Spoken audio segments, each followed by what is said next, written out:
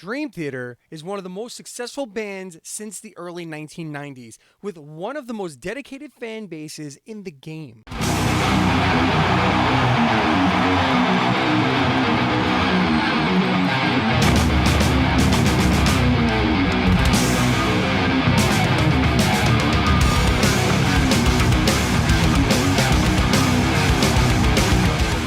I know what you're saying. Did he just say that Dream Theater is one of the most successful metal bands ever? Yes, I did, but only in context. The context comes in the form of their style of music, progressive metal. Dream Theater broke out in 1992 with their one and only commercial hit, Pull Me Under.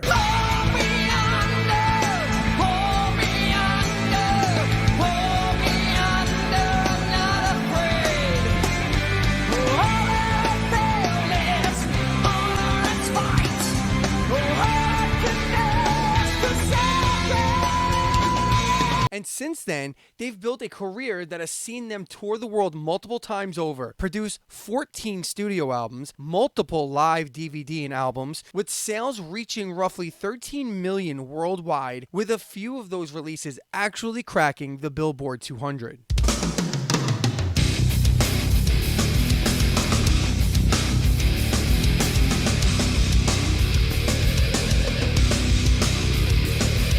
That level of commercial success, along with headlining tours, a Grammy to their name, and scores of musical disciples under their musical umbrella that's so big that Dream Theater is not one of, if not the, pioneers of progressive metal as we know it today. We toured with those guys a couple of times, back when the other Mike was in the band, and those guys practice a lot before the show. They sit around in their dressing room and just... Even the vocalist, James LaBrie, he's in his dressing room doing all that stuff. They're great players. John Petrucci, the guitar player, he's like a hero for guitar players. He asked me once, "Hey Michael, we should jam." And I was like, "No, we shouldn't." "Okay John, let's drink like 100 beers and then we jam." So it didn't happen.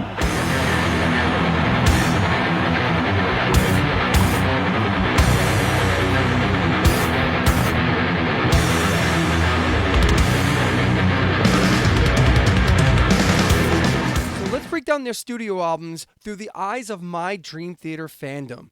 Let's take them from my very least favorite Dream Theater album to my most favorite Dream Theater album. And let's do that right now on this edition of Fandom Files.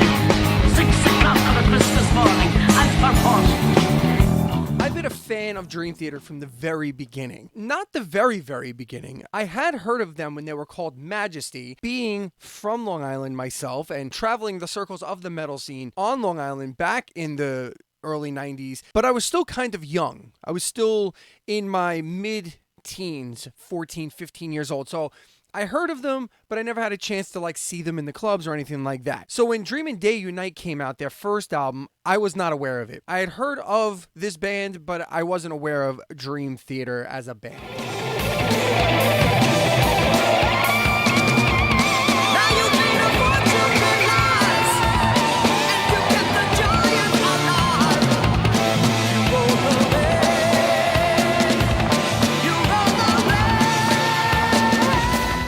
not going to count this album. Even though I've listened to it on multiple occasions, I'm just going to give it an honorable mention right off the bat here because I like all of these songs better live with Labrie singing them. So it's not a fair album that I would put on the Dream Theater list.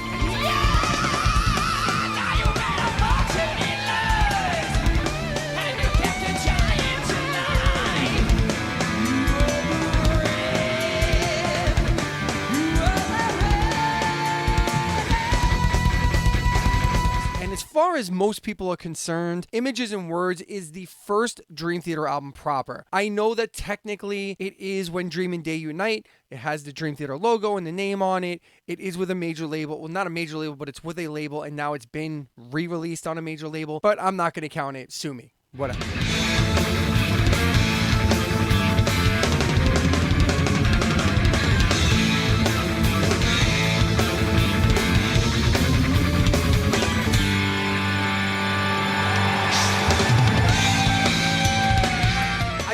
A fan of this band from the very first time when I heard this. My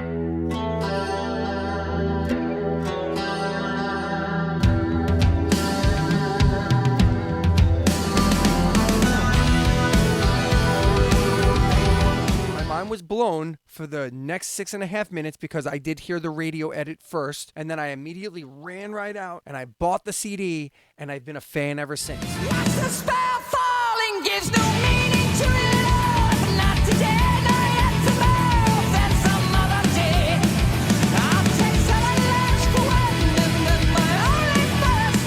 Tell you all of my stories going forward. I have a lot of personal stories with Dream Theater, and I have a not so personal take for the past, let's say, decade. So we're going to break this up into 2 episodes.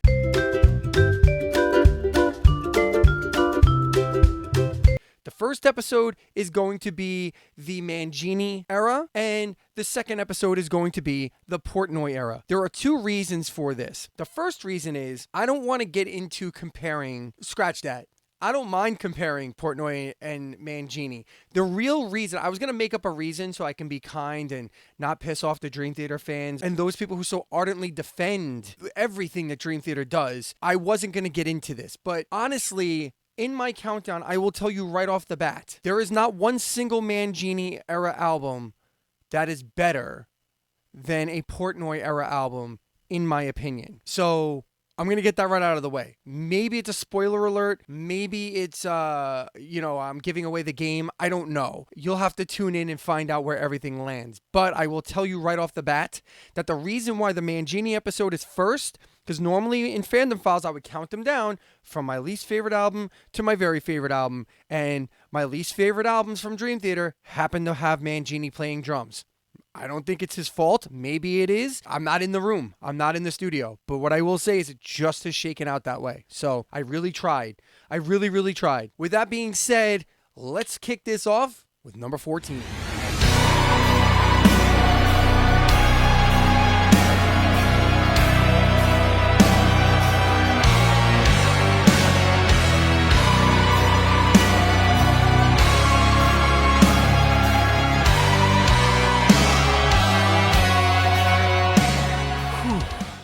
The astonishing. So before I launch into all the reasons why this is at the very bottom of my Dream Theater list, I want to say A for effort here, guys. Seriously.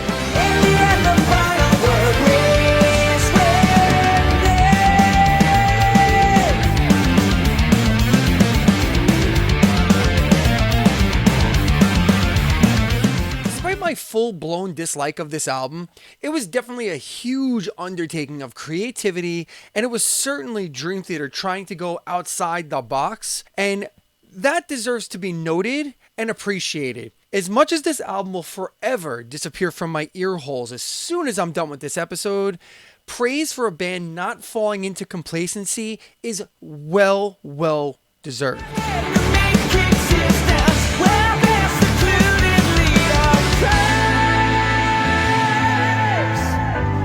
We are living day to day. However, the astonishing is is astonishingly bad. Let's start with the subject matter, shall we? Are we really going to do the "they took our music away and now music has to save our dystopian, gray, sad world" again? But now, from the distant village of Ravenskill, a magnificent power threatens the false tranquility enforced by the ever-watchful Nomax. A literal voice stirs the people in the heavens, threatening the very deepest of slumbers with the awakening power of artistic expression. Look, I understand that every artist has their own spin on every subject, right? And sure, I'll even concede that maybe this subject is tried and true for any musician or music fan to get on board with. So, by all means, go for it. But this is just a really, really drawn out, overwrought version of what Rush did with 2112.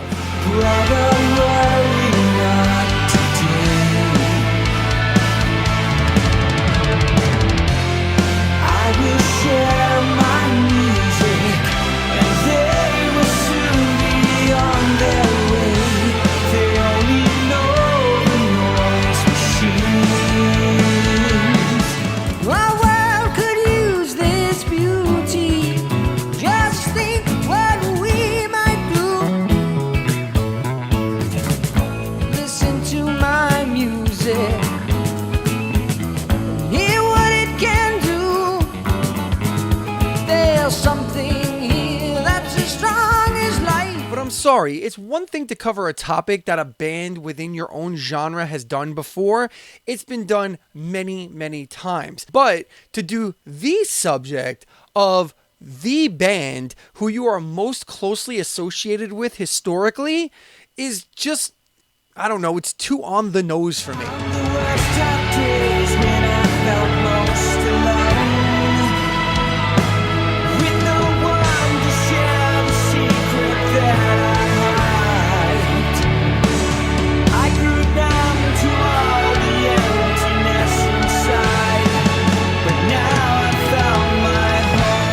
That being said, the subject matter is by far not the biggest issue with this album because ultimately the lyrical storytelling isn't terrible and the story is pretty well conceived for a metal record. This is something that does not happen very often. And the visuals that did wind up going with the album were actually pretty cool. So no, my biggest problem is not the concept and it's not the subject and the fact that they tried to do an opera.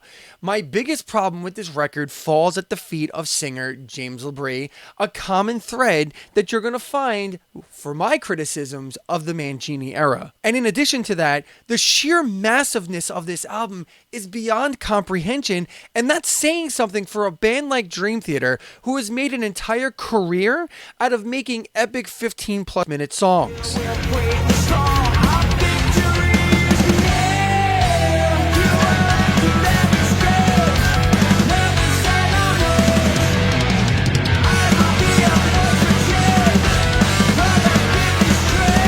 This album comes in at 34 tracks and about 2 hours and 10 minutes long. Holy shit, that's long. I mean, I've seen my share of musicals like On Stage and all that, and they're barely that long. They're not that long, and they have dialogue and the whole bit. So this album is an investment, to say the least. And within that massiveness, there does contain a few really great songs. Gift of Music, Our New World, and A Life Left Behind are really good melodic Dream Theater tunes. But these really great moments are sparsely scattered throughout this 2-hour trek.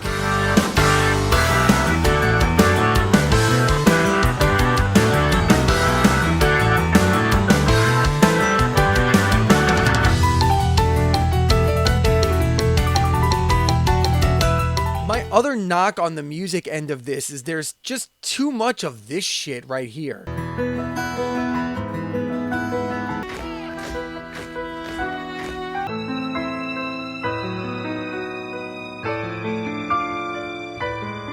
I don't know the actual count on this, but I started to feel like 80% of the 30+ tracks began just like this.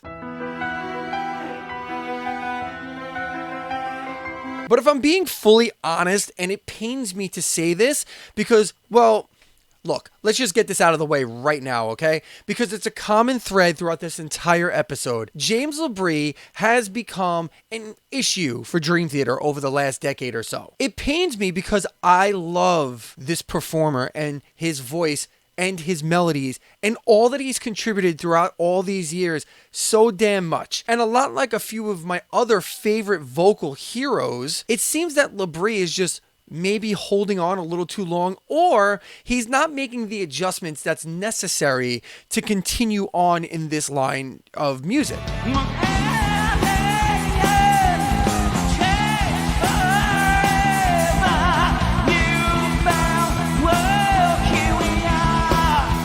Here's the weird thing though. In the case of The Astonishing and his performance on this record, it's not his range or even the melodies that are an issue.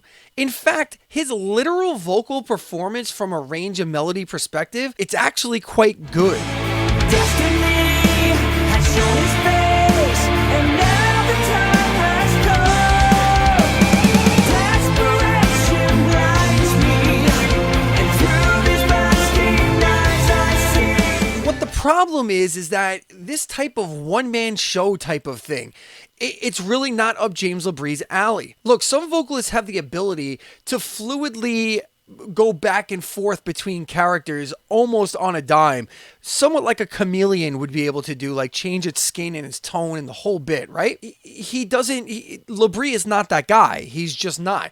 LaBrie is awesome at being James LaBrie, and he's very capable at being emotive and playing a part within a show and within a musical piece. Check out his works with like Frame Shift or the multiple Arion albums that he's done, or even the storytelling ability that he has within the Dream Theater catalog, like with Scenes from a Memory or Count of Tuscany or 6 Degrees of Inner Turbulence. He does a really great job of portraying and conveying the emotions in all of those pieces.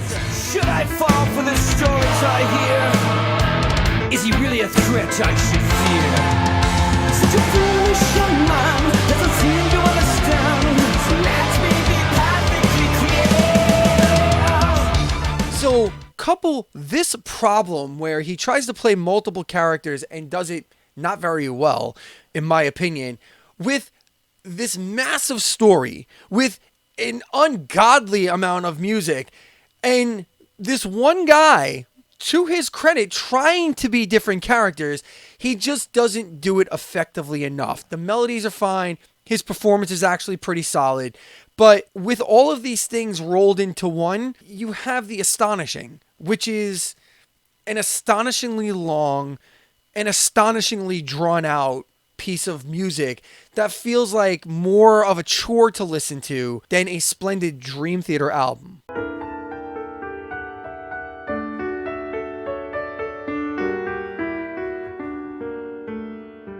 Mein Führer, was Sie da sagen, ist ungeheuerlich. Die Generalität ist das Geschmeiß des deutschen Volkes. Sie ist ohne Ehre.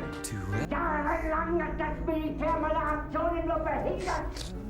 Es hat mich jeden nur den Widerstand in den Weg gelegt. Ich hatte gut daran getan. Und daran alle höheren Offiziere liquidieren zu lassen, wie Stalin.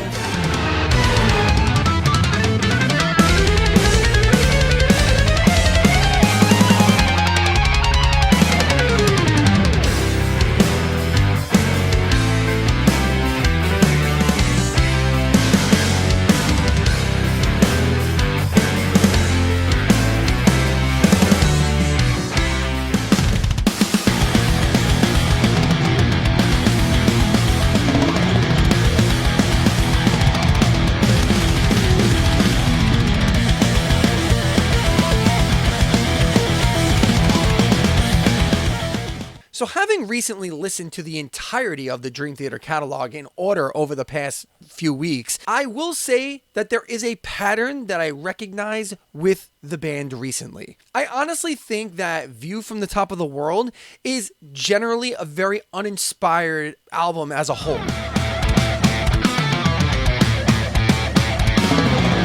beyond the earth, heading set for the stars, into planetary, some are near, some are far.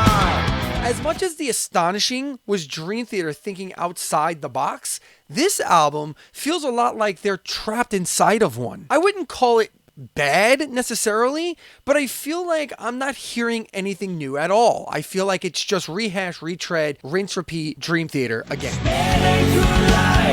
Lost in the spiral of time, turning the stone, circles of darkness and light. Remember hereafter. There's maybe one song in total on this entire record that gets me remotely excited when it comes on. Illusions turn to dust, scattered to the wind. Like dreaming wild away. For me, the thing that always made Dream Theater better than the rest of the bands out there in their genre, or just in metal in general, is their melodies, their ability to just write tremendous vocal and guitar and piano melodies. And when I think of the songs that I love from Dream Theater from the past, I think of, like I said, vocal, guitar, and keyboard melodies always, first and foremost. Before the technical playing, before the raging solos, before the blistering drums, I think of those melodies and those choruses and those guitar solos. But not the shredding guitar solos, the melodic ones.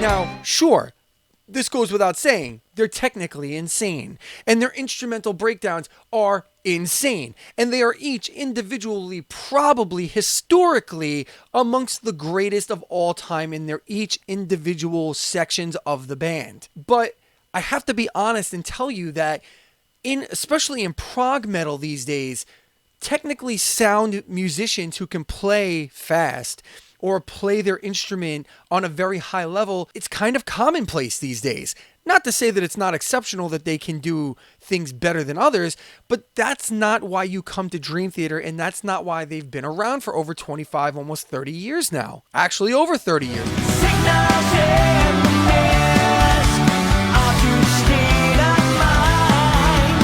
Stars in the abyss, transcending time.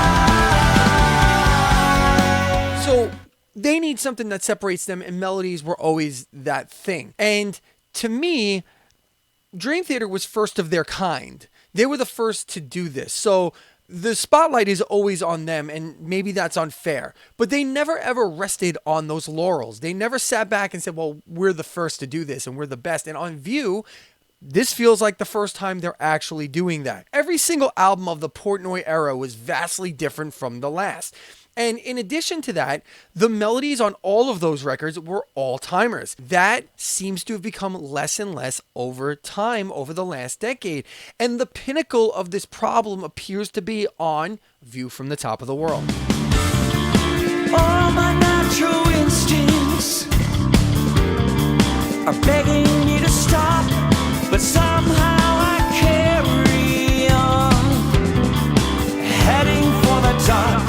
I honestly slept on the album Distance Over Time, which was their last album. There was some really, really great melodies on that record, but it's spotty. And on View from the Top of the World, there might be one decent melody in total. The song, the epic song at the end, the 20-plus minute View from the Top of the World, is flat out boring, in my view. It was so boring that I didn't realize it was over. Like when it ended, I said...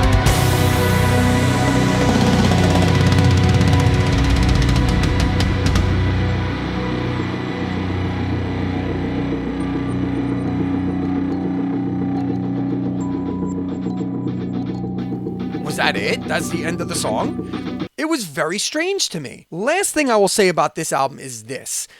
It is very easy to go back to what I said during the last album and point to James LaBrie as, look, the fact is that he's clearly in the twilight of his career, right? He might be able to physically sing for another 10, 12, 15 years even, but the pull me under a glass moon days are over. Like, that's just a fact. So he's going to have to adjust and do something different. He's still viable. He's still very good, no mistake. But this style of music is becoming a problem for him. It's starting to ravage him.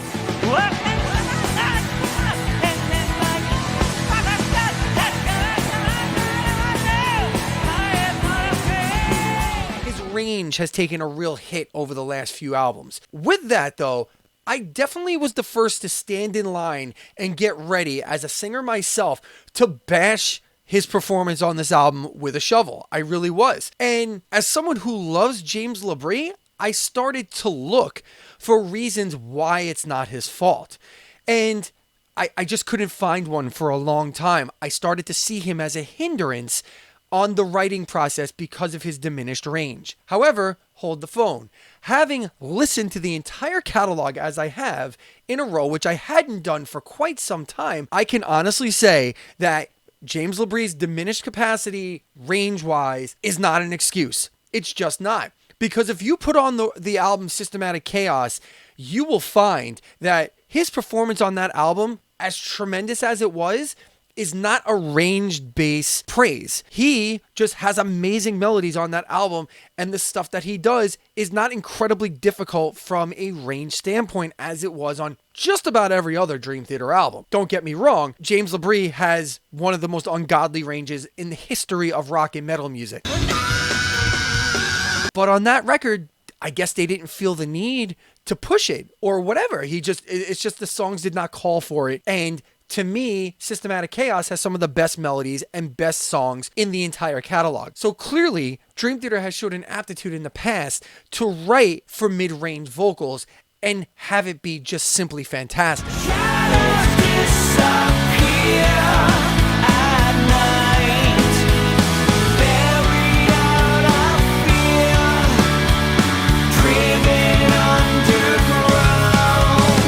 Now, like I said, this is not a bad album in comparison to like 90% of their contemporaries. But when compared to themselves, it's hands down their second worst album.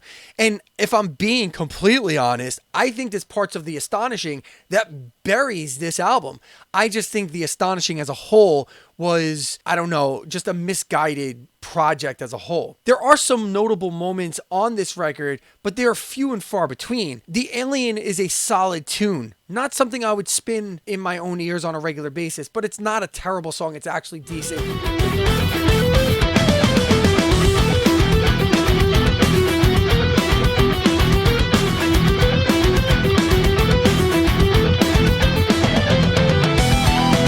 Melodies on Transcending Time are simply fantastic. That's a great song. Transcending Time is a great song, and it's the only one on this album that I would consider a viable, great Dream Theater song.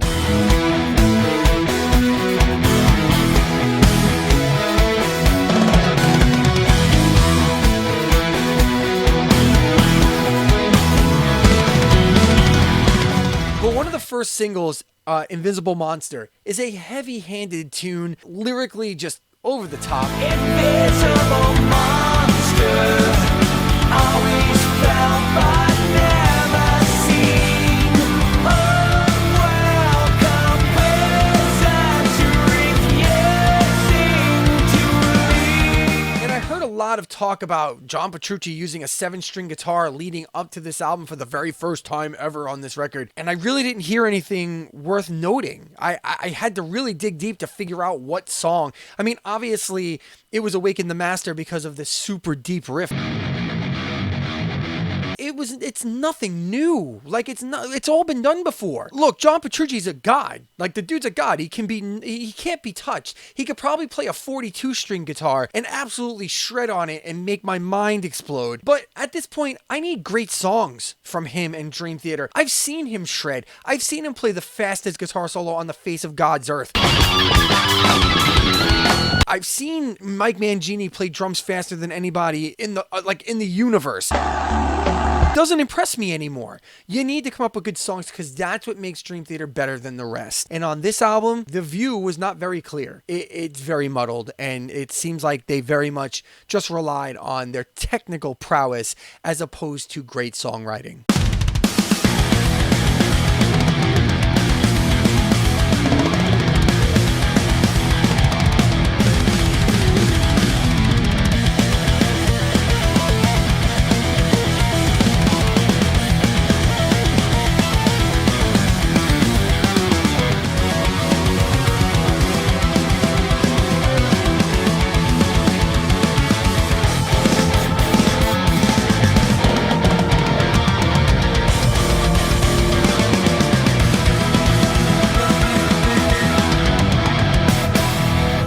goes to the Alien Dream Theater.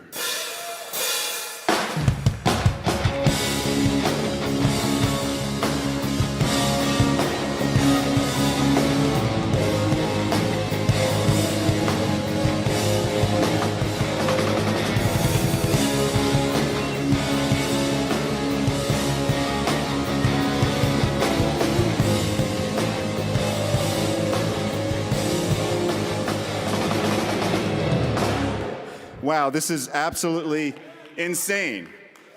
On behalf of the entire band, I'd like to thank the Recording Academy and everybody who voted for us. You know, they used to tell us our songs were way too long. We used weird time signatures and there were too many guitar solos. In fact, this song is in 17/8, so try to tap your foot to it. But we just won a Grammy, so I'm glad we didn't listen. And I'd like to thank my amazing family, my beautiful wife, Rainer's here tonight. Sammy, Rainey, and Kiara, I love you guys. My mom, my dad, who I'm sure is looking down, very proud right now. All the band members' families, Jimmy T, Maddie, and Andy Sneap for making the song sound so great. Our management, Frank and Jake Solomon, Thomas Weber, and everybody at Inside Out, Sony and The Orchard, and all the Dream Theater fans around the world. You guys rock. We love you. For fans of prog and prog metal, stay true to your art. And it's alive and well. Thank you guys so much. I think that we're all just, first and foremost, we're very dedicated musicians. We want to create something that is going to make us feel good, make us happy, make us smile, something that we think is cool. And of course, there's a strong awareness of who our fans are. We played in public 3 million times, and we know what they react to. So while we're creating the music that we love, we have a definite idea of what kind of music will affect an audience a certain way. We didn't fall off turnip trucks. We know what people want. We do. We know what they want. Yeah, and that's the beauty of being a performing musician, is that you put the energy out there and you get it back. So there's that real awareness, and we care about that when we're creating our music. So this album is just a lot of fun. It was fun. I was going to say, it almost felt like less pressure in a lot of ways because of just where we are and just being together and not, having constraints of time, being in an expensive, hourly studio, or, having distractions, having to go back and forth. Yeah. It felt like more fun, I think, and I think that spirit is in some of the songs as well.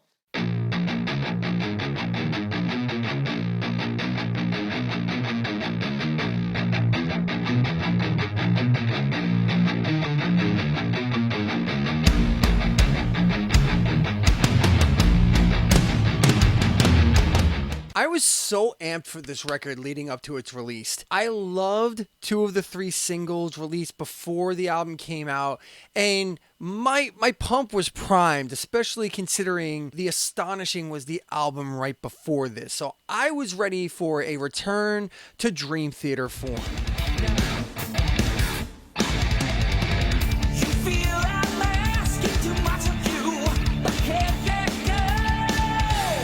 Now, I will say overall that it's a solid album. I slept on this album. It's uneven, and I'm not going to pretend like it's prime Dream Theater. But I did sleep on this album a bit. When I first got this album, I listened to it, and I liked the songs I liked. I mean, I really loved the songs that I loved. And wrote the rest off as like, well, this band's on the other side of things, and I kind of saw this coming, and so on and so forth, right? The anger, the pressure, you're choking down your words. You can feel the nerves set in.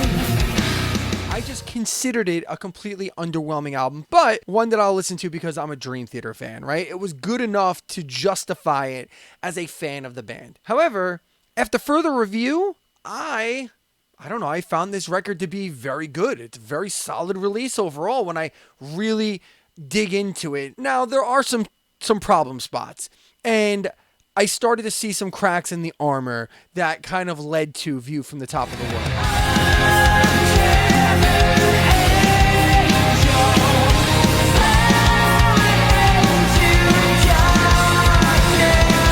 Sadly for me, I see Distance Over Time as the true beginning of I don't want to say of the end, but of the trouble that led to View from the Top of the World. And this is despite the fact that I love the record. Like, in general, I view Distance Over Time as a very positive record. So let's break it down. First off, one thing I could always count on from Dream Theater was a banger of an opener and an epic closer. So epic doesn't always mean long. I mean, if you look back on most of them have been long.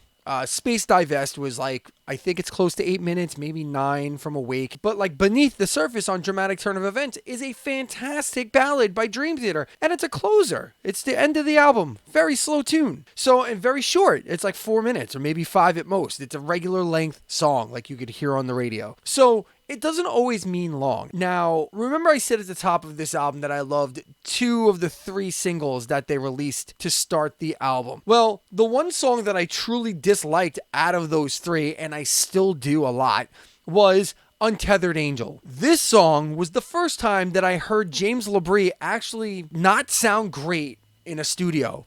He sang in key, he had some decent range, but there's something about his there's something about his tone that changed from The Astonishing to Distance Over Time. And I don't know, maybe it was a production choice, but it continued on into A View from the Top of the World as well, which is in addition to the lack of range that he winds up showing now on View from the Top of the World.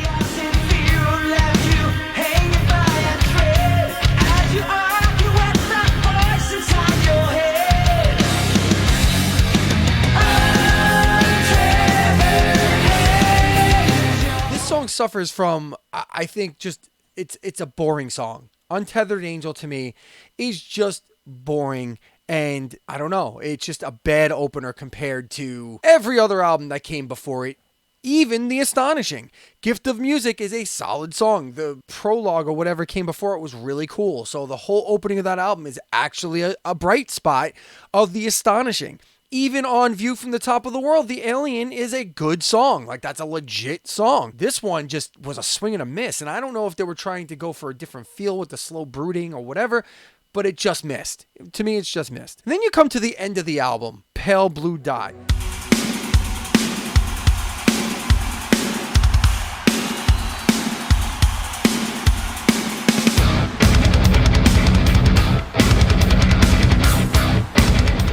The collective orgasm that was felt throughout the Dream Theater fan base about this song very much perplexes me. I don't understand. So, we get it. Mike Mangini is a fast drummer.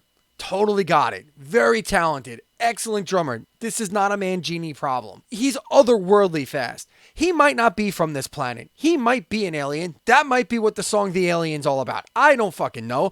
But outside the spectacle at the beginning of this song, where he truly amazes on the drum kit. Again, I don't want to take anything away from what Mangini does and what made the fan base collectively jizz on this song, but it's basically like a paint by numbers Dream Theater song, and that's about it.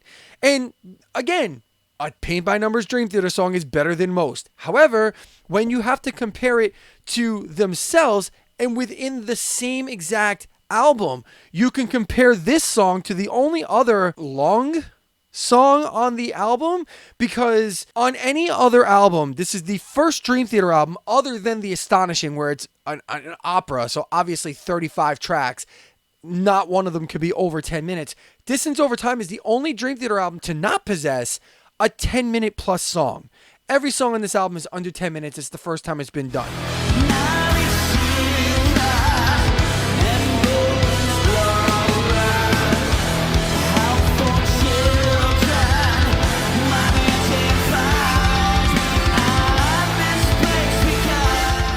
This album needed an epic scope closer. Without question, it needed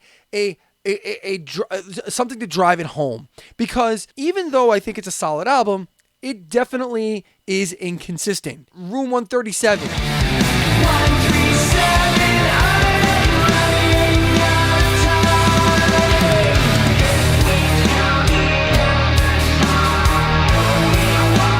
Not Not a bad song, not a great song. Okay, so just for example, there's peaks and valleys on this record. And on this album, you have Pale Blue Dot, which is viewed as the epic song from this album.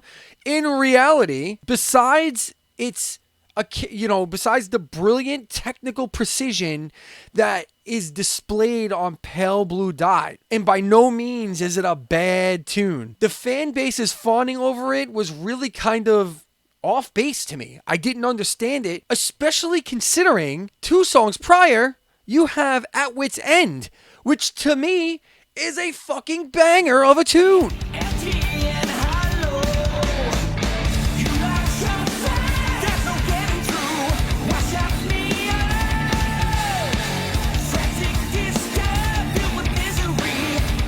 What a great song this is. Great melodies, killer riffs, just generally huge in scope.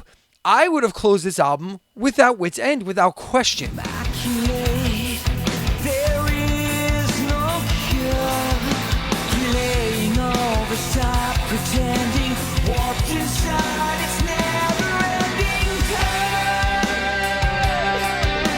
To me, from Distance Over Time, At Wit's End, and Barstool Warrior are 2 all-time Dream Theater songs. Like, they rank up there with any of it, all the way back to the Portnoy era, and definitely 2 of the best songs from the Mangini era without question.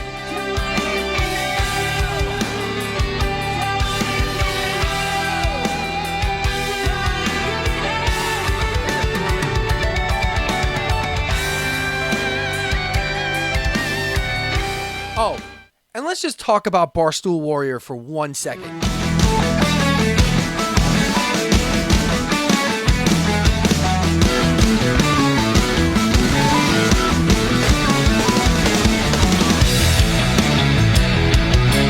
This might be in the top 10 of all-time Dream Theater songs. A completely wonderful set of melodies. James LaBrie absolutely shines on this song. John Petrucci's solos are just absolutely insane. Just wonderful song across the board.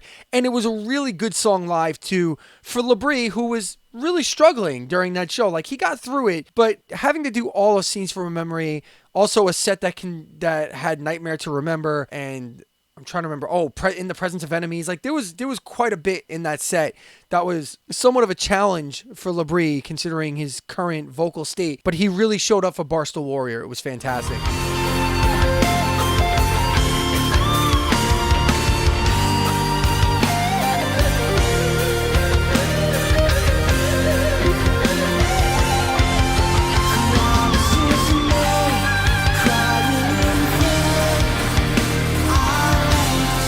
Other songs of note from Distance Over Time, S2N puts bassist John Mayung finally in the forefront with a strong Just Let Me Breathe vibe and a very awesome opening bass riff.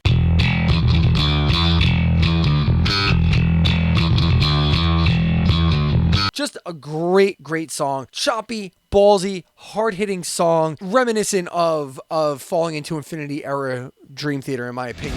What's the state of humanity? Where's the peace and the harmony? Free the signal, your inner voice, trying to transcend, block out the noise. And Paralyzed is a good radio tune for them to lead one of the lead singles from this album.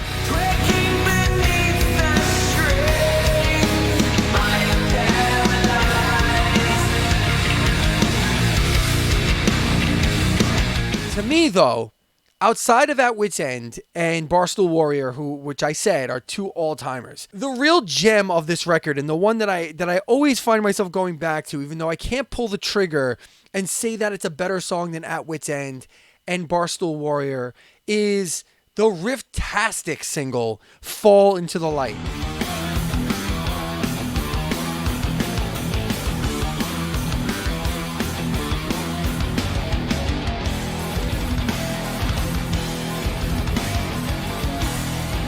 Oh my hell, does Petrucci absolutely fucking wail on this song. From the opening riff all the way to the end of this tune, Petrucci shows yet again why he is probably the guitar god out there right now, and a complete and utter beast. on the guitar.